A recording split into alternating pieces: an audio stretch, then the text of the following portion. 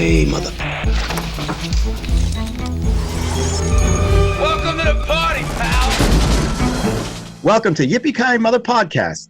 Here we are. I'm Ralph Quartucci. I'm Sean Paul Murphy, and this is my wife, Deborah Galore. I'm Hassan. I'm Quartucci, John Quartucci. And as you can see, we can't really surprise anybody. We get backgrounds. We got all kinds of stuff. Sean has brought us a movie from 1964 he asked us to watch. Some of us have seen it already. Some of us haven't. I'm going to show a quick little preview. I don't want to show the whole 3-minute preview because it goes on forever. 3-minute trailer. Wow. 3-minute trailer. I call it previews, but I guess it's trailer, right? Well. So let me see. We'll do this. You guys see that? Oh, yeah. I do. Okay, here we go. Stop. Look. He's gunning for trouble. 007. It spells Bond. It's not as fun.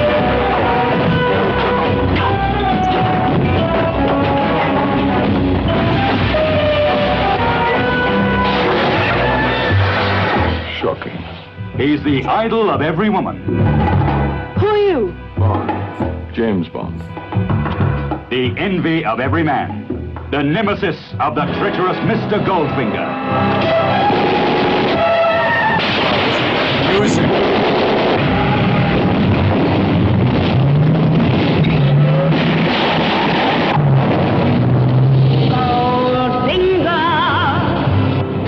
Goldfinger.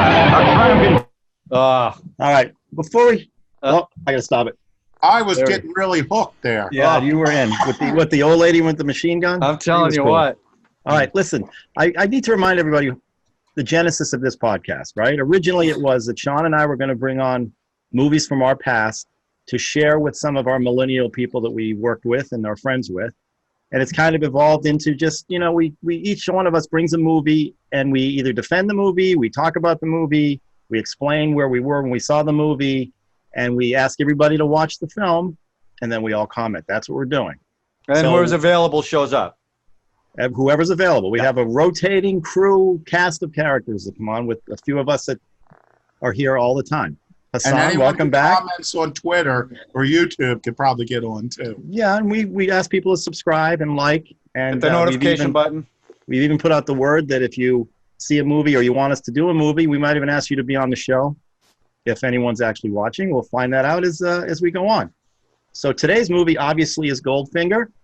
Sean Paul Murphy has brought that to the table. We call it the table because we used to do this around a pool table. Yeah. So we like to keep a few of our things intact. So Sean, go for it. Well, Goldfinger is the third James Bond theatrical feature. It was previously a made-for-TV movie. But this is the third feature. It's based on the seventh Ian Fleming novel called Goldfinger, same title. And to me, this film is James Bond. This is the third film, but this is where it all clicked. The previous film, first one was Dr. No, which was kind of perfunctory. If you look at it, it doesn't really have the sense of humor that you would find in the later films. And then it's followed by... It was followed by From Russia with Love, which is a pretty straightforward and realistic spy thriller.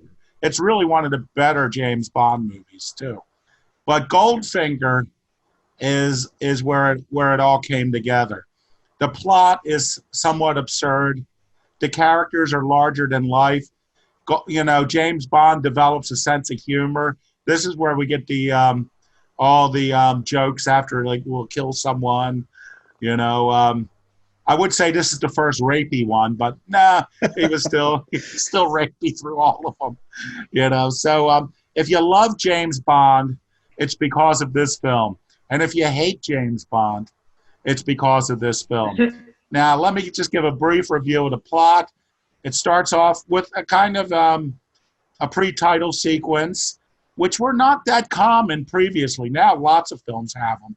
I wouldn't say Bond was the first people to have an action pre-title sequence, but they always do them now. And so it was kind of perfunctory until the first real touch that shows this James Bond He was in a what do you call a scuba diving outfit? Yeah, with a The Yeah. duck on his head. duck on Yeah, his with a head. duck on his head, and he goes and he blows up a evil facility. But when he takes the scuba diving thing off, he's wearing a tuxedo. That scene to me sums up the new James Bond. And this And plot, weren't the barrels? Didn't the barrels have the word nitro on the side? Was that the Yeah, one? Once he blew up. And he yeah. squeezed that. Yeah. Okay. Yeah. Yeah, of course. How would you know it was nitro if it wasn't? Exactly. Thank God he only attacks people who speak English. Right. Because if it was a nitro written in Russian, it would be lost I'd on be all him. confused. So he eventually locks horns with Eric Goldfinger, a rather obvious name for a guy who's obsessed with gold. He's a gold smuggler, and he has a plot to basically disable the gold in Fort Knox. In the book, they were actually going to steal the gold, but in the movie, they're going to set off a nuclear device in Fort Knox, which will render the American gold reserve unusable, and which would benefit the communist Chinese, and it would also enrich Goldfinger's reserve of gold. And Bond has to do it. In this case, this is the first pretty good kind of jokey henchman with odd job, a Korean with a lethal bowler hat with a blade underneath of it. And in the book, he was dealt with quite racially, in a prejudiced way, less so in the movie. But, and it has the great, there were Bond girls before this, but none named Pussy Galore, and Dink, so you're starting to get everything, all the sexism, all the male privilege, all the white privilege that you would expect in a film at a time. And it's all wrapped up here in one package called Goldfinger. And would you like me to read the beginning of the Ebert review? He reviewed this. Yeah, let's hear it. Well, it was not at the time. He was probably in the 7th grade, but here's what he wrote later. Not every man would like to be James Bond, but every boy would.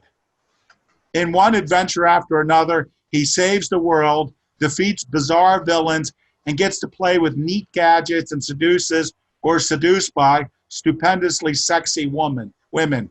This attribute appeals less to boys younger than 12. He is a hero, but not a bore. Even faced with certain death, he can cheer himself by focusing instead on the possibility that first he might get lucky. He's obsessed with creature comforts, a trial to his superiors, a sophisticate in all material things, and able to parachute into enemy territory and be wearing a tuxedo 5 minutes later. When it comes to movie spies, 007 is a full-service, one-stop shopping. So I think that kind of sums up James Bond. It's funny. I didn't even read that review, and I thought to myself, this is a character made for 13-year-old boys. Hey, It's John a dream. Kennedy liked him too. Oh, okay, he Yeah, was a 13-year-old boy at one time too. Okay, and he probably lived the life that this guy lived. So Hassan, Yeah. did you saw the movie? We just give a little recap of how you felt. We don't want to rate it yet. We have a new rating system. You haven't been here. I don't know if you heard. We don't do yellow barrels Because anymore. no one has any idea what we think till we get to that. Right. So It's it's either okay. we're You not don't give saying- anything away, You Hassan. don't have to do it now. We'll tell you the rating system when it happens. Just give me a little 1 minute, 1 or 30-second synopsis of what you thought of the movie. No pressure. But Hassan, this I is the thought it first was- time you saw it, though. Yeah, You've this never is my seen this very before. first time watching it. And I thought it was definitely very ridiculous, completely absurd. And I thought it was wild how he pulled off all those outfits. He's the first one to rock the rompims. The what? The romper, the onesie. The Oh, rompers. that thing when he's with the woman on the balcony. That was hot. Yeah, no one Yeah, can he pull just like that one off. put that on just casually. I thought it was. Yeah, I thought that was a woman's thing he was putting on. The blue thing with the shorts. Yeah, and the- in the pool. Whatever Bond great wears man. is completely masculine. Okay. By Again, definition. 13-year-old boy. So, okay. Are you saying you liked it or didn't like it? I kind of. I thought we weren't supposed to say. Well, you can tell things you liked about it. You don't have to rate it yet. We'll probably figure it out. Hassan, it's very free form now. Yeah. Okay, so just go with it. Oh, sure. No, I liked it. I thought it was wild, but it was everything that I heard of James Bond. You Now, know, Hassan, you grew up in Egypt. Was James Bond a thing in Egypt? How old were you when you came over no, here? we had Chuck Norris. in Chuck Walker, Norris. Texas for There you 2 go. years. And Chan, right? Jackie Chan? Yeah, and Jackie Chan. Yeah. Okay. My two All right, heroes. well, there you go. So, John, obviously, Well, John, I you can't don't say, even need to review at the end of this one. can't say if I really Yeah. liked it or He not, hated it. but I guess I kind of liked it. So sad. That's my Aston Martin DB95 official with What does that thing do? What does it do? with ejector seat. Ah. Got all the little gadgets. I love this movie because this is where James Bond really, the template for James Bond movies was this movie. Even the teaser. The other movies had teasers, but this one, Guy Hamilton called it a mini movie. It was completely unrelated to the rest of the plot. They didn't do that before. And they started doing it going forward in almost all of them. Not all of them, but almost all of them. The one-liners, this was the first time they did that, and that's because Sean Connery wanted that. And now everybody does it. And you talked about the scene where he got out of the wetsuit and is wearing the tuxedo. And a duck. Remember True Lies? Yes. It ripped that scene completely off, right? A lot of people did that too, though. That's not. Okay, but because of this. I understand. This is the OG. So to me, first of all, let me say this. I love all the Bond movies. James Bond, Sean Connery is James Bond. He's the best. He's my favorite. Even Daniel Craig, who I really like, they turned those movies into the Bourne movies. Very similar to the Bourne movies. Not like the original Bond movies. And so I love this movie. I love the characters. They're all over the top. I love the time period. But again, this was the one that started it all. And I think a big part of it was Guy Hamilton because he didn't direct the first two. That was Terrence Young. And he really put his – like Q. That's the first time they showed Q Branch with all the gadgets inside there. And he also got the actor who played it really straight in the second movie. He gave him the direction that whatever Bond says to you, I want you to be annoyed. And that's how he played it for the rest of his career, and that was funny. Even that line he says, I never joke about my work, 007. That's a line he kept on using. So to me, I love this. This is my favorite Bond movie because this is the one that really started the James Bond thing, the template. So that's why I love this movie. I guess we know his review. Now, Debbie. Yeah. You're the lone female in the group today. Okay, I saw this movie when it. What year did it come out? 64. 64. Well, I was very young, so I was 9. But She's a when millennial. You didn't see it when you were 9, right? But when it first came out, I wasn't able to see it because there was an age requirement. So I remember seeing it on some kind of. I think it was I don't know how I saw it, but I saw it shortly after, probably when I was about 15 or so.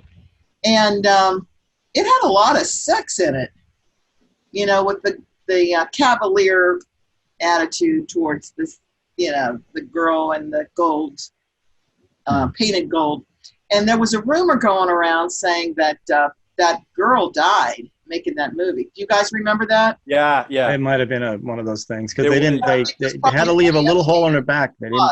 No, they didn't leave a little hole in her back. She suffocated. Skin No, suffocation. she didn't suffocate. That was going around when the movie came out. Right. Yeah. So then it became very, sort of really, like a snuff film, I guess. In my 15-year-old brain, I didn't know such a thing, but yeah, there was a lot of dangerous things happening in that movie, and but I do like Sean Connery the best, besides Daniel Craig. He's the new. But different, right? Very different. Because he's blonde, and the Bourne thing, the connection is that he's blonde, and the Bourne thing, Well, the also whole the action, the way the action shot. Bourne scene. Yeah, I see what you're saying. Yeah. Roger Moore, was he a dirty blonde? Wasn't he dirty blonde? No. Oh. He was very dirty. Dirty. Roger Moore. I had no idea the blonde thing was a Bond thing. No, It's not. blonde is tall, dark, and handsome. Yeah. Right. Actually, But Daniel Craig, they went a different. the author, Ian Fleming, wanted David Niven. Yeah. He thought he was Bond. That's who he envisioned as Bond. And then Niven once, did that other one. yeah. Casino Royale. But that was after. Was it after this one? Yes. 67, wasn't it? Yeah, 67. Yeah. That was kind of a Summer of Love type movie. Yeah. So, but then he said after I think he died a month before this movie came out. Ian Fleming. He said seeing Sean Connery, said he was the perfect Bond after seeing Sean Connery in it. So all the Bond movies after this are this ridiculous and also have awful female character names. Yeah. Oh, yeah. This started absolutely. it. This was literally the OG of this. This started all that stuff. This was Debbie, the template for the rest of the Bond movies. Anything else, Debbie? Well, I think that this movie was just, the way things used to be in those days, with the man being very cavalier, and that was a sexual. What do you mean those days? Thing. All the women went crazy for, Yeah, it was definitely a movie of its time. Oh, yeah, definitely. Well, it is. So that doesn't make it. Was I thinking, that's kind of a cold. He was kind of cold, and they took life and death, but I guess Ian Fleming was from that situation, But heavier. But was that his ideal of what he wanted, or did he actually act like that? Well, he was a spy. Ian Fleming was a spy. Oh, yeah. And so was either Saltzman or Broccoli, one of them, one of the producers as well. Maybe both of them. So they all had intelligence. It's the kind of spy they wanted to be. I'm sure if you've seen that, what's a Ticker Taylor Tape? What is that one? Ticker Taylor Tape Parade. That's a spy movie where everybody's boring. Tinker Tailor Soldier Spy. Great movie. I love the movie, but it's a very, they're like businessmen. Very straight. Which is probably what espionage is really like, more like that. But Ian Fleming wanted to be like Bond. Right. Well, I tell you, the books are different. Like our former guest, Lee Bonner, the director who was on for That Thing You Do, he loves the James Bond books and rereads them constantly. But he doesn't like the movies. He feels the movies are too jokey. But the books are more serious. But even the Connery joking wasn't like what they ended up doing with Roger Moore.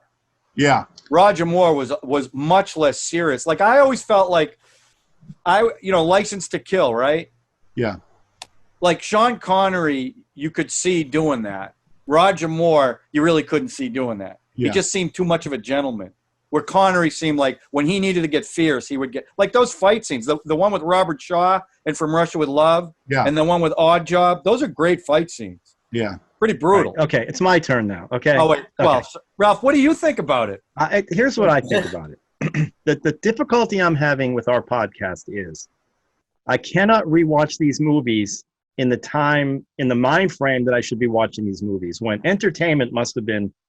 people must have been starving for entertainment for this stuff to be as popular as it was. I just can't get over it. Now, the first Bond movie I can remember seeing at a movie theater was Diamonds Are Forever with Jill St. John. That was the first one I saw. Okay. His last real one. Right. Yeah. With there's two killer guys that drop a scorpion in the back of some guy, freaked me out, and she was gorgeous in the movie. And it was 74, I think that came out, so I would have been 12, 13 years old, which I think this is. What's that? You'd been 2 years old because you're a Gen X. I'm a fake. I'm not a fake. I'm a forget it. It doesn't matter. We keep bringing this up. Go on. Matter. I look young. Not really. I just can't get myself in the mindset because I watched this movie. Now, having said that, there are scenes that are indelible in my mind. Him getting sucked out of the window at the end of the movie. Obviously, the laser beam up the crotch scene where he does his famous line. There are scenes in this movie. Odd Job. I thought Odd Job was in every one of these Bond movies. I didn't realize this was the only one he was in because that's indelibly in my head. So I must have seen this on TV. Okay, as a 8-year-old kid. But as a person my age watching this now, and John called me woke because I'm looking at all these women that he's just taking their hand and, he's done with them, or he turns them around, they get shot or hit in the head or whatever. Oh, wait a minute. She was setting him up to be killed.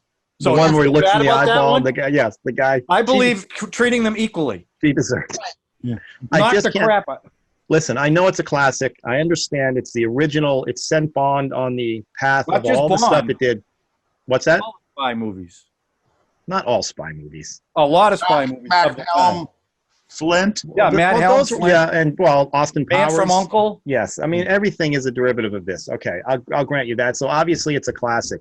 But looking at it, you look at the two, all the green screen stuff that's going on in there. You just the amount of suspension of disbelief that I have to put myself through to get in the mindset that this is a great movie. Just I don't understand it. I'm probably wrong. I know Spielberg loves these movies. He even bought an Aston Martin because of his love of this movie, of these movies. It amazes me. Now, again, the gold painted woman. Obviously, that's indelible in my head. Iconic. A lot of iconic stuff going on in this film, and you can see how it spread it out through the rest of the Bond films, right up until Daniel Craig. Some of that stuff is even peppered in that. And there's a lot of stuff that I remember from my childhood that I've seen like through countless TV shows, and I had never seen this movie yet. So like the laser table, the gold woman, all that too. It's all in there. It's up in there. Yeah. No, Mr. Bond. What's the line? No, John, do the line for me, please. Oh my God! You expect me to talk? No, Mr. Bond. I expect you to die. Right. That's used everywhere. The best quip in any Bond film. Classic. And it's not given by Bond. Okay, but let's be honest. As a film, okay, Yeah. James Bond spends 45 to 50 minutes of this movie in a jail cell doing nothing. Not eating. He's just sitting there. in his First of tuxedo. all, I challenge that premise. That what, he was in a spent cell? 50 minutes in a jail cell. Oh, he does that one thing. Yeah, Okay. right. Not a jail cell. What do you mean? What are you questioning? You mean captured? Okay, He's captured. captured. Is that what you mean? Following through. Handcuffed until he needed to get under the Fort Knox model. The Somehow model. he got under there. I don't know how he's walking around. He ends up. Because the prison cell was right down the hall from it. He They switches. showed it. So he switches pussy. What's her name? What's her last name? Galore. It's Pussy. Pussy galore. Pussy galore. But just by kissing her, or whatever. I giving her the, must be dreaming. sorry, there must have been something big came up. You know, ha ha ha. A lot of 13-year-old innuendo. boys love that Okay. stuff. That stuff's a riot. It is. It's a riot if you're 13. But at the time, they didn't do anything like that. That's my point. They were starving for entertainment at the time. And not Had to have been. 13-year-olds. Because this. So, but as you know, come on, as a movie, as a film, you have to look at it critically. Yes or no? No. Okay. A James Bond film, you want to look at it critically. Well, yes. So if I do. compare it to Citizen Kane, I don't mean yes, it all has you're to right. listen. I don't mean it all has to be perfectly real. But how do you okay. Again, one thing I want to talk about, you guys, I'm surprised you didn't bring it up. I think this is the first Bond movie where the song at the beginning is used over the credits. Was this the first time that The first one where they used a pop singer. right. And No, she from actually Russia had to to read Love. it. She had to Russia sing to it. Love had Pat Monroe. We're talking about Shirley Bassey, by the way. Russia. Totally iconic song. Love. Right. Goldfinger is a Written by great song. Anthony Newley. Yeah. Great But song. Goldfinger. You should hear the Anthony Newley version. I love the song. But she actually had to sing it over she had to do it while the credits. I didn't hear that. She had to do it over the credits? She had to watch the credits because there were certain things she was hitting as scenes were coming up. You know, gold. You know, because they did it over the. I didn't know that. The gold body. They projected some of the film on that gold body. that gold body was Dink. Dink. Yeah. No, what The happened masseuse. to Dink? Dink went away. She was the masseuse. Bad talk. Right. Slaps her on the butt. Yeah. Right. She was wasn't also the gold the gold lady, woman in the credits. but she wasn't the woman who got painted gold. No, she was the masseuse. Okay. That's Anyway, Shirley. I understand it. I understand it's a classic. I love painted Sean gold. Connery. It's not about Sean Connery. I just feel like it's silly.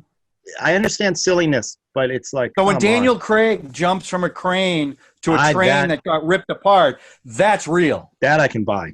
Oh yeah. That I now- get it now. Now I get gives it. me gets me going. So that's what you're looking for. 13-year-old guy. realism. 13-year-old guy. I love. All of a sudden, he's the $6 million man, and that's You know real. what? It looks real to me. James Bond's supposed to be super, like the $6 million man, isn't he? I don't know. That's what it turned into. Listen, I like the Daniel Craig movies. Don't get me wrong, but I mean, if you're, I mean, you're trying to look at this critically, like it's not what it is. It's a James Bond movie, and it's the one that set the tone for the rest of them, including the Daniel Craig ones. To me, that's what makes it so classic. So many movies ripped this movie off. All the things that they did first, all these other movies take things from it. I totally see it. Even Solo. They like borrowed it because it had like good elements. Doesn't mean it was like a good movie, but like it did a lot of good things. Well, the thing is, this made more money. Okay, I agree with that. This made more money in the week it came out than any movie up until that point. I mean, it was a huge hit because, James Bond was hugely popular. I know that. Well, and listen, I love Diamonds Are Forever, Live and Let Die. I even like Never Say Never Again, the one he did off. Well, that had a great villain. Right. To me, this film is endlessly entertaining. If only for Sean Connery. Anytime Sean Connery is James Bond, I'm there. The worst Sean Connery. He's just entertaining. It's well written. It was very fast directed for the time. It was a big act. But to me, everything that's absurd about the film is what makes it fun. Like, great villains, Odd Job. Goldfinger, perhaps the least threatening physically of any of the Bond villains. But he's great. It's a great performance. And he kills a lot of people in the movie, the villain. Yeah. And he cheats at golf. I mean, but he got him back. One of the big sequences is them playing golf. Right. So... And that's where Connery got his love of golf, by the way. I watched this film. To me, it's as entertaining today as it was in the beginning. To me, though, the thing that really shocks me about the movie today is just how sexist and rapey it is. Though this may not be the rapiest of the two. Well, I mean, it's very rapey. She wanted to go with him. How is that? Not Miss Galore. Miss Galore fought right to the very end. Then she was a lesbian. Well, all those girls were part of her circus, Pussy Galore's circus. But she ended up turning on her boss because of the Bond. She fell for his charms. Right. And she was a strong female character too. Yeah. I'm not buying it. We never see them doing anything. They always just like pan away and then pan back later. Well, I know today they would have shown him riding a 10-speed bike. You know what I'm saying? It's not. But we're talking 1964. That's about as risque as you get. Yeah. But when she was the president was quite in Washington. The president says he was quite satisfied. Well, that's two of us. Right. It's all that. The president says he is completely satisfied. But this was the car. This was the first time with the Aston Martin and all the different gadgets. Now, Cubby Broccoli, when Guy Hamilton shot the Q scene, he didn't go through all the gadgets in the car. And Cubby Broccoli said, look, you have to explain all the gadgets in the car so people are thinking about it when they see the car during the chase, that they're anticipating things. And Guy Hamilton did not want to do it. Finally, they went back and reshot it. And talked about the ejection seat and went through everything. And Guy Hamilton says it was absolutely the right thing to do because during that chase scene, when he keeps thumbing the stick, everyone's thinking, when's he going to do it? When's he going to do it? So I thought that was neat. I never heard that before. Magic filmmaking. It's magic. Yeah. And the other one was one of many phallic symbols. Well, yeah. But the timer at the end, it said 007. Right. But the line he says right after that is there was only 3 clicks left because originally it was 3 seconds. Yeah. And Cubby Broccoli said it should show 7. Yeah. But they didn't redo the dialogue. Geniuses. You're right. Hey, Cubby Broccoli's a smart guy. Geniuses. No, listen, he's got a great franchise that's still going. 25 films later, 24 and 25th coming up, right? So plus 2 others that were off the brand, I guess. The Bond identity. So they protect it. They throw other actors at it. Pierce Bronson and who's in the scene? Timothy Dalton, George Lazenby. George Lazenby, yeah. That was a serious one. You said something in the beginning. You said this was based on a TV movie. The only TV movie I know that they filmed, and Barry Nelson Was, Yeah, that was it. It was a okay. British. It wasn't Goldfinger. It was Casino Royale. Oh, yeah, that's what I mean. Yeah. What I mean that this was the fourth Bond movie. Okay, right. And his name was Jimmy Bond, not James Bond. He Yeah. was an American CIA agent. You know, there was a real guy named Goldfinger. Did you read this in the IMDb? I did. I saw that. Where they asked Ian Fleming, he's going to sue you. He goes, Yeah. all right, I'll change the name. I'll call him Gold Prick. Oh, no. We'll keep it as Goldfinger. That's fine. But let me take a little diversion, if I may. Since I did do a blog about my 10 favorite James Bond films, let me give you my 10 starting at 10, working my way to 1. I can't wait to hear this. Okay, number 10 is a film that any Bond film is going to shoot me for putting on here, but it's Casino Royale, the 1967 version. You know, With directed David Niven, by that I one? love that movie. Val Guest, Kenneth Hughes, John Huston, Joseph McGrath, and Robert Woody Allen. Parrish. You know, so it's that's number 10, and it's a comedy. They thought it was a flop, but I think now it's gained a reputation. A cult following. Yeah, and the next one would be number 9, Thunderball, which I believe was the next film. It was after. Goldfinger. Mhm.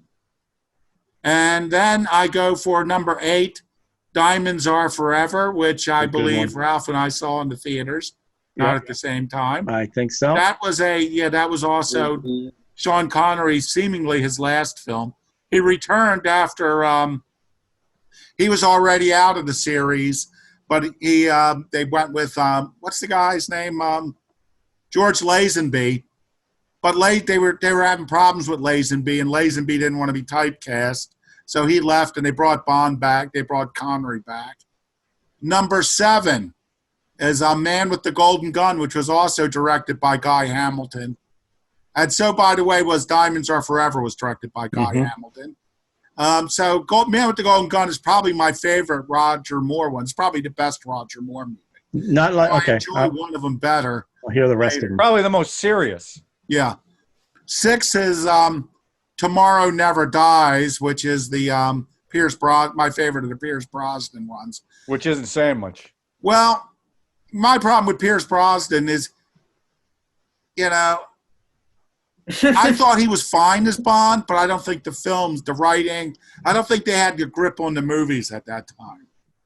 So, and then number 5, From Russia with Love, the previous film to this one, which is a more serious movie and has a more realistic plot.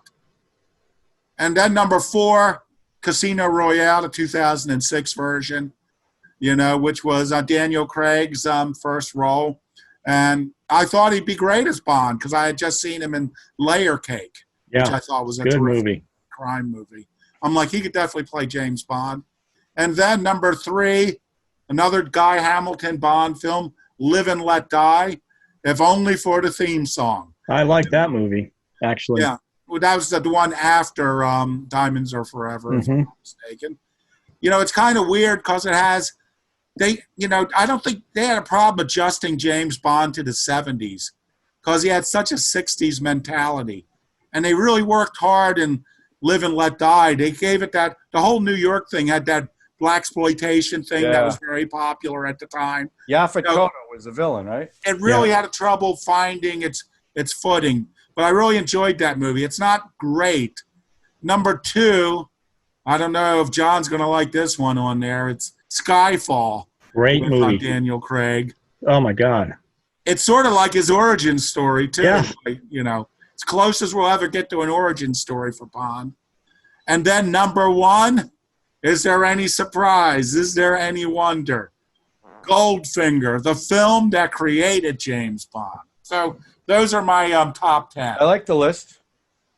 I do. You put one up there at 4 or 3 that you said not one of your favorites, but it's up there at number 3. Well, no, it's Live and Let Die. Right.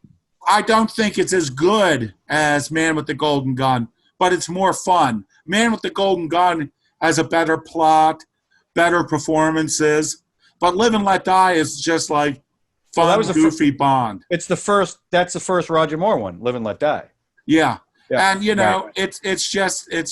it's more fun. I tell you, as we talk about this, Diamonds Are Forever just keeps cropping up in my head. That movie, I think I like more than I'm going to ever admit to Goldfinger for sure. There's that scene where Jill St. John shoots a machine gun in her bikini. Yeah. See, 13-year-old. I'm telling you, these movies are designed for 13-year-olds. Yeah, that's why it did such great box office because only 13-year-olds. I get it. I get it. A lot of 13-year-olds out there. Let me tell you something. Okay, look at you in your tuxedo. I mean, come on. It's just a typical Tuesday night for me. Hassan, how many of the James Bond films have you seen? I've seen Casino Royale.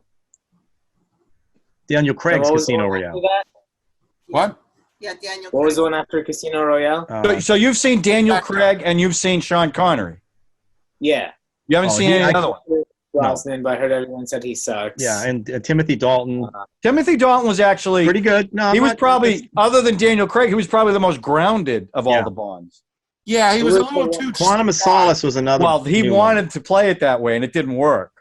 That's not what people wanted, especially after Roger Moore, who, by the way, did huge box office. I saw an interview with Sean Connery where the woman asked him, "What do you think of the Roger Moore James Bond?" And he said, "Don't like them. Too many gadgets, too many CG, no humor." He said, "Bad writing." No humor in the Roger Moore? He was like, No. maybe he said bad writing. I don't know if he said no humor. That was a problem with the Roger Moore movies. But they asked Roger Moore what was most intimidating about taking the role. He goes, "Well, that first time I say Bond, James Bond, am I going to say it like me, or am I going to say it like Sean Connery said it with his accent, you know?" But I liked Roger Moore. It was just different. It was just so different. He was just he was too old for the role. He had to resort to humor because you just really because he didn't look like he could actually beat somebody up. Yeah, and Roger Moore had too many dimples. Too many Let dimples? my wife tell you that. What, on his? He's looking at on his face? On his face? Yeah. Where else? I don't know where else he'd be. The back of his legs, maybe? I don't know. Where are you talking, Deb? On his face? That dimple. Oh. He was too good, he was just too good looking. Not rugged enough. Roger Moore or Timothy Dalton? Faced. You're talking about Roger Moore? Face. Who had a baby face? Roger Moore. Okay. Right? How many did he do, by the way? Bond is going to kill people. Yeah, exactly. How many did he do? Moonraker, Spy Who Loved Me. Which, by the way, John, I'm surprised you didn't put Spy Who Loved Me. I thought that was the best Roger Moore version. Which one did he have sex in space? Was that Moonraker? That was Moonraker. Moonraker, perhaps the worst Bond film. Well, because they completely changed it because of Star Wars. Yeah. Although I like Jaws. The worst. I mean, I did like Jaws. It's so funny. A lot of sharks in these movies. I noticed. I was watching previews. Hervé Villechaize played Knick Knack Ralph. Knick Knack. Yeah, that was great. I forgot his name. Was Oddjob so Oddjob was only in this movie, huh? Yeah. Although he did. I do like the Pussy Galore's Flying Circus of Lady pilots. Yeah. Those were good. All men in wigs. What? All men in wigs. Oh man, you just ruined it for me. What the hell? You screwed maybe me up. At one point, you can see Guy Hamilton said, if you look real close when they're landing, one of them's got a cigar in his mouth. I mean, when the scenes when they're flying, not when they're on the ground talking. No, Ralph. Those were not guys in wigs. Okay. Okay. Not that either way, I don't care, but I'm just saying. They got in a lot. I know you don't care. They got in a lot of trouble for that shot where they flew over Fort Knox. Yeah. Fort Knox, you got to be at 5,000 feet. They were at 500 feet. Yeah, that scene where they gas all the soldiers, that was so realistic. Oof. Got me. Really got me. And then Felix, when he wakes up, Felix, the CIA guy. He didn't wake up. They were faking. Can we talk, Sean, seriously. They were faking.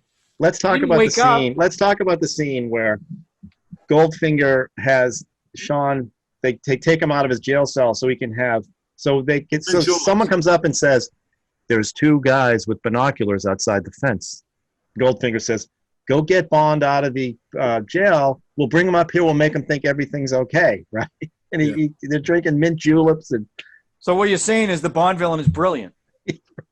Okay, I get it, Ralph. And then he lays out the whole plan to Bond, right? Everything. Right? No, he lays it out to a bunch of people he was planning to kill anyway. Exactly. And he's going to kill Bond mafiosos. All the mafiosos. This is, I think, the beginning of the real monologuing too. That's so famous now. Yeah. You mean when they give the whole thing away? Yeah. That Yeah. thing? They kind of do it in Doctor Well- No, but not quite. Yeah, because Bond ends up working it out, Yeah. and it impresses Goldfinger. Yeah. Very good. Keep going. Yeah. So Hassan, you've seen this one. You remember seeing this one, but you've only seen the Daniel Craig versions lately? I saw Goldfinger for the first time like a couple weeks ago. Because of this, because of the podcast or the video cast, whatever we call this thing. now. Because I was trying to rewatch all the Bond movies. Oh, really? I watch all the Bond movies because I haven't seen them. I heard like the three best ones were Goldfinger, Thunderball, and what's the one after Thunderball? You only die. You only live twice. You only live twice. So those were the three on my list. Did you watch all three I of them? saw Quantum Solace. I think I saw Quantum That's Solace. a Daniel Craig. Yeah. Yeah. Those are the only ones I've seen like a long time ago. But like all those images are all like used in so many things. They're all rips off like so many things. That's so, like, what makes it so brilliant. Listen, like that's what a classic movie does. You know, it helps other movies be great. yeah. You only that's what steal classic from the movies do. classics. You only steal from the classics. Let me ask Hassan a question. Hassan, what do you think? Who do you think is the better James Bond, Sean Connery or Daniel Craig? I'd say Sean Connery. When I watched the ones with Daniel Craig, I still like knew it wasn't the same James Bond. Like even the image of James Bond, I knew instantly, and like I didn't see that when I saw Daniel Craig's, but like Sean Connery, I was like, oh yeah, I see. It's like Bewitched when they switched the Darrens out. You'd always remember the old Darren. No, but if you notice what they're doing, when they first did the Craig ones, they wanted to stay away from classic Bond. They went away from that. And then as they did more and more movies, they started going back. Because if you remember, the first time he gets offered a martini, shaken, not stirred, I think he tells the bartender to F off or something like that. Yeah. Then they went to the Aston Martin. He started to dress a little differently, more like the old Bond. So, I mean, there's a reason why they do that. Because he wasn't classic Bond in the first couple of movies. And I like the movies. Don't get me wrong. But I still say it's the Bourne supremacy. I understand, but you could not do Sean Connery will always be the original, the only James Bond. Even I admit that. The best. He's the original. You couldn't do that now. That sort of stuff he did, and that's why Daniel Craig was the guy. Austin Powers does it. What's that? Austin Powers. That's 100%. Really well. Yeah, and so does MacGyver and everybody else that's spoofing James Bond. MacGyver? MacGruber. That's essentially the same thing. I'd like to do that movie. That's a good one. You know who loves that movie? I read yesterday. That movie crashed. Christopher Nolan thinks that's one of the best. Let's get him. Let's get him on our podcast. Oh yeah, we're getting off track, but Netflix is talking about making a MacGruber series. Right. That's what the article is about. There's already a MacGruber series. No, there isn't. Not a MacGruber. MacGyver. There's a real MacGyver series. MacGruber is not MacGyver. Well, it'll be a series based on the movie. Yeah. MacGruber. And the Saturday Night Live skit. Yeah. Anyway, yes, we digress. Sean Connery will always be the original James Bond, the OG. He's literally the OG. But that doesn't mean you could take that and plant that here in 2020. You're right, Ralph. And you couldn't make Gone with the Wind now either. But what the hell is that going to do with anything? True. That's as racist. That is as racist. A movie of its time, it's still a great movie. You don't, I mean, you could take Birth of a Nation. You have to watch one of the greatest movies ever made. You could never show that today. But you have to. It's not one of the greatest movies ever made. Just because you can't take it. No, it is because no one did that in film. What he did in that film, nobody did that. But it doesn't make it a great movie. That's what makes it a great film. It changed film. Not that it was a great movie, but it changed film. It did, of course it did. Epic storytelling, big budget, long. Everything was shorts back then. No one did anything like that. You're saying in 1964 there were no long movies? No. We're talking Birth of a Nation. What are you talking about? You want to go back a little in the conversation? I must have fallen asleep. Sorry. We're talking about what makes this a great film, and you're saying, well, you couldn't make this today. You couldn't make 90% of the movies. I know. Blazing Saddles. You couldn't do Blazing Saddles today. Couldn't do Animal House. I couldn't do Animal House. You're right. I couldn't do My Fair Lady. He treats her so badly. 30 years from now, think Animal House. Who knows how I'm going to feel about that? Probably not. But I guess here's my problem. I can't take myself out of contemporary thought.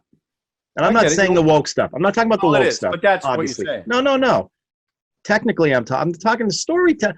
I mean, the stuff we get away with in those old movies, the stuff you would. I mean, come on. Well, because everything now has got to be much more realistic, right? It's got to be much more. Even look, are you talking about Christopher Nolan? What made The Dark Knight? Why did so many people want to go see The Dark Knight that normally wouldn't go to a comic book movie? Because he tried to ground it in reality as much as he could. That's what people expect today. They didn't expect that. No one saw it. No. They wanted escapism. Listen to me. I just mentioned a movie called MacGruber, right? Yeah. Which is completely farcical. Right. Has no reality at all. No basis in any reality. And I love that movie. But it's a comedy. It's a ripoff. I mean, I got it. I'm just saying, apples to apples. I'm just saying, me personally. So you could not, someone who likes James Bond, maybe not Sean Connery, you could not recommend this movie to them. I haven't said that yet, have I? What?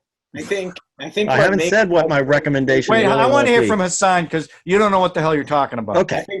I think part of what makes a great movie is being able to like watch it again at any time, like being able to take it out of time and rewatch it and still get and still see it like as a good movie is depending no matter what time it is. It shows like how good of a movie it is. And you know what? We all I have agree with those. that. Yeah, last week, Wojo's Hudsucker Proxy. Greatest movie. She's seen it 58 times.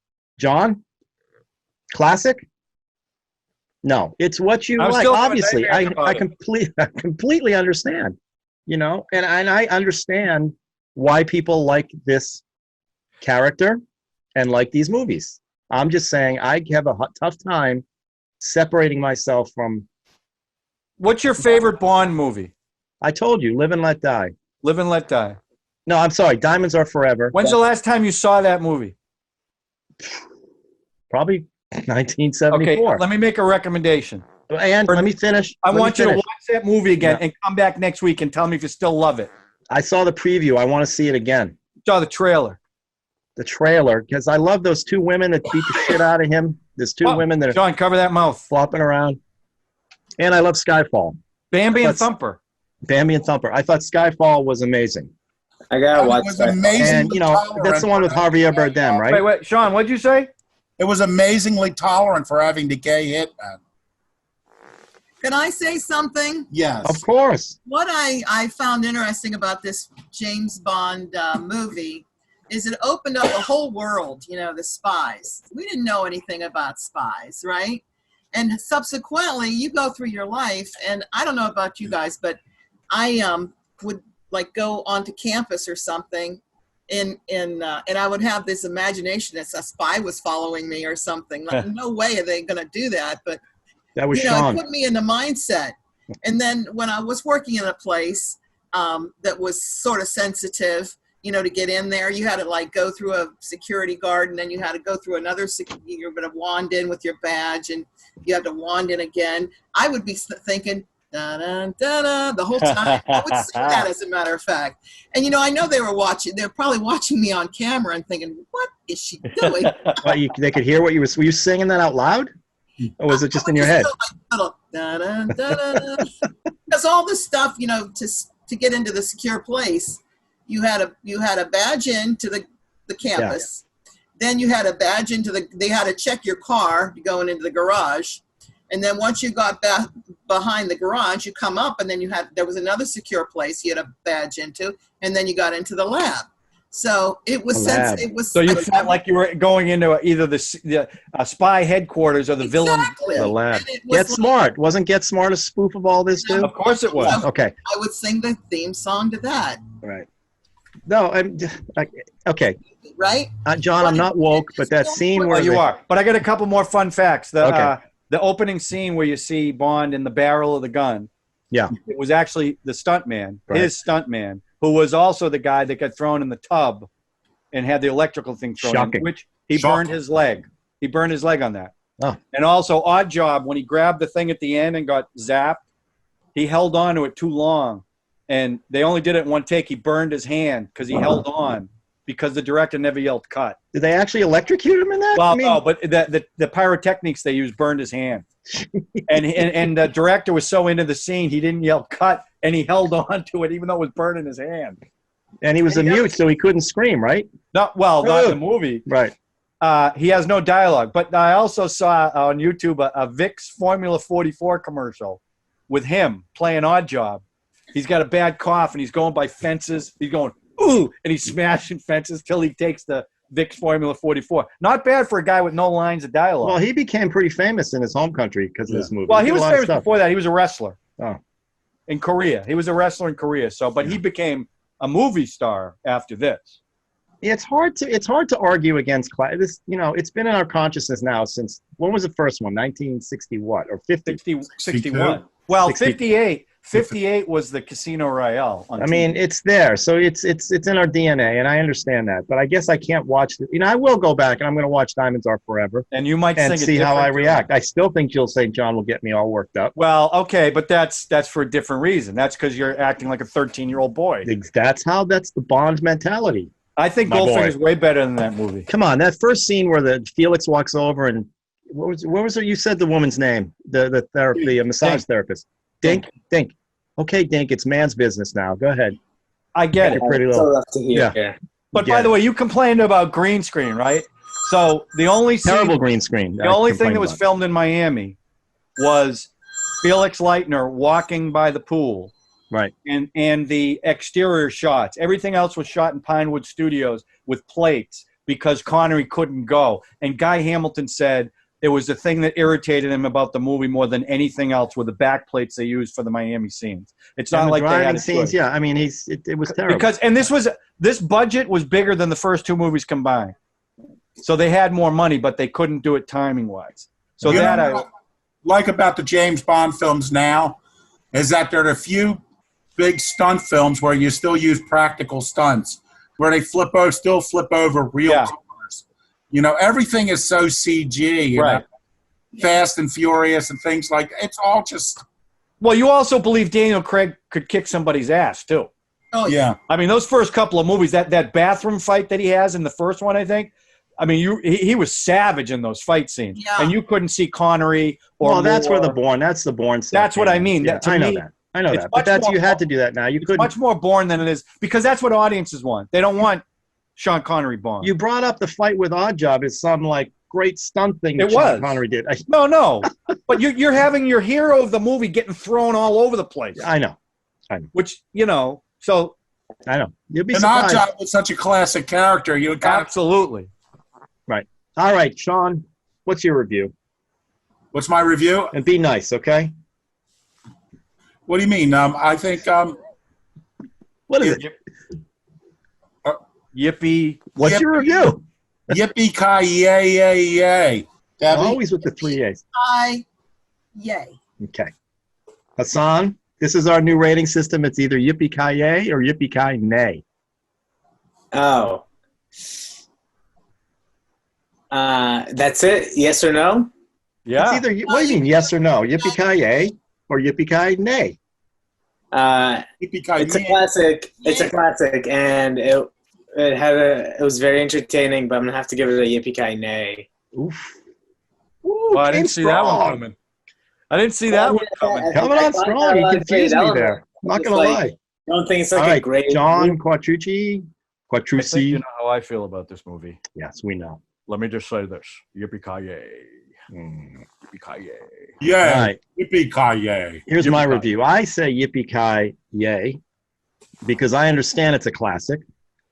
I say if you've got a 13-year-old mentality, great. Keep that going because it'll keep you young and happy. This is written for 13-year-olds by a guy who wanted to be a super spy. This was in his, and I understand it's the OG. Terrible execution and kind of boring if you Wait a watch minute, it. Ralph. Are we supposed to give our Yippee-Ki-Yay and then wax on for 5 minutes after it? It's my show, so Because yeah, you I'm going said to wax it's written on, for a wax off all I 13-year-old. want. You said it's written for a 13-year-old, and I heartily disagree with that. Sean, I didn't say written for a 13-year-old. I said it's written for a 13-year-old mentality. Okay? Admit it. That's what we all talk about. We know why we like these movies. We all want to be able to bed the girl and kick the guy and all that. Come on. I just want to be able to save the country. You're a good man, Charlie Brown. All right. Well, that's it for today's show. We don't Great know show. the movie for next week. We'll sort that out down the Yeah. road. Don't forget, subscribe, notifications, leave a comment. Love to hear from you. We've done a list of our top 10 movies you want to do. We haven't seen it. Hassan, you haven't sent your list in yet. Right. Sean, great list, by the way. Thank you. Great list from you, too. Thank you. Oh, you haven't seen two, will Ralph's you two list. stop it. You two I need can't wait to stop see this. Ralph's list. Listen, let's redo Where the does counselor. MacGruber fall, how about Ralph? Schindler's List? Yeah, Oh, what my about God. Schindler's List? No, I can't. Too depressing for me. Too depressing. Can't Great Yeah. movie, but too depressing. Yeah, that's be a tough one. We I don't know. still We'll think do. it's unbelievable how good at sex James Bond is. How good? What? At sex. sex? It's Wow. James Bond. You got to do what you They're got to do, trained Hassan. especially in the spy industry. Hassan, Right. you got to do what you got to do for God and country. You know what I'm saying? Plus, he's got a license to kill. We didn't even talk about that. I mean, that's the whole. He kills everybody. Well, he's a 00. That implies he's got a license to kill. See, but that's a 008 true has Bond it fan. too. No, I think if you're a true Bond fan, this, as you know, this is your number one on your list, right, Sean? There's a reason. Yeah, for well, that, number so- one, baby. Right. Okay. Well, Can there you I go. ask my wife a question? Of course.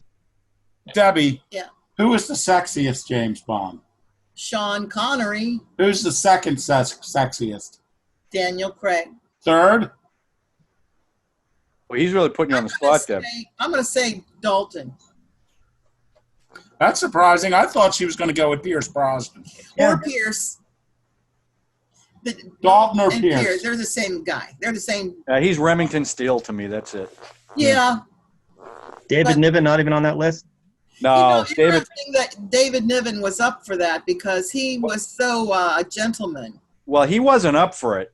That's who Ian Fleming wanted, but Yeah. Well, I mean, the at magic. that point, he wasn't box office.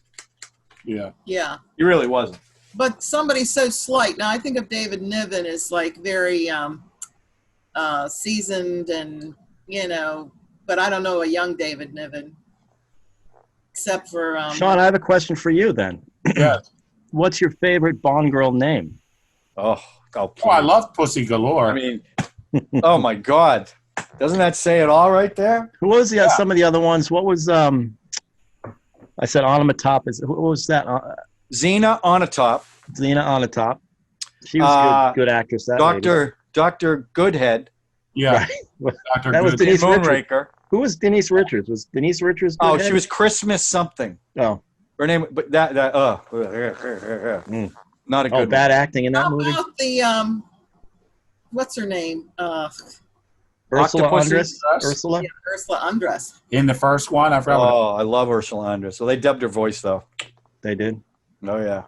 But you think Pussy Galore wins the name contest? Yeah. Well, that, Girl I mean, in how do you- orange bikini, dark hair, in what? the orange bikini coming out, orange bikini, dark. Oh, short- Holly Berry. Halle Berry. Halle Berry. Yeah. Mink. She was Jinx. Jinx. Her name was Jinx. Yeah. That's not even dirty. She was an agent. That's why. What was Yeah. Jill St. John's movie in Diamonds Are Forever? We know. Her name. Oh, yeah, she had a cute name, too. When I say cute, I mean sexist. How about the one? How about that movie when he's at the casino? Hi, I'm Plenty. Yeah. Yes, you are. Then he throws her out the window into the I'm pool. Plenty. She says, "I'm Plenty O'Toole." Oh, named after your father? Look at this, Hassan. Right? These are great names. I'm checking out. Oh, okay, we lose one. All right. Well, if he's checking out, well, listen, they're only watched for 9 minutes anyway. Yeah, so. we lost him This was all 48 a minutes waste. ago. We're fine. Don't worry about it. All right. All right, Wow, who's everybody. picking the next movie? We don't know. Are we We'll gonna have to go off the discuss list? it. We'll discuss it offline. Okay. Okay? We'll pick a good one, though. Thanks for Somebody listening. will. Thanks for watching, everybody. All right? Please subscribe to on iTunes and YouTube. Hassan, and good to see you again. Twitter, whatever. Nice seeing you guys. All right, guys. Tiffany thanks for Case. joining us. John, give us a good Bond ending line. Let's go. No, I expect you to die. Yeah. Oh, sorry, that's a Goldfinger. That's perfect. That'll That's work. good. He did. Want me to sing Gold? Oh, by the way, who's playing guitar on Goldfinger on the recording? Jimmy Page. Oh, I didn't know that. A young Really? Jimmy Page, studio musician. Didn't I know have to that. say, Got Goldfinger's that a great song. It's a good song. He was getting his lead out on that. Yeah, he did get his lead out. All right, everybody. Have a good week. Stay safe, and we'll see you Yeah, next you too. time. All right. Take care, everybody. Bye. Bye now. Yeah. Keep smiling until you're off.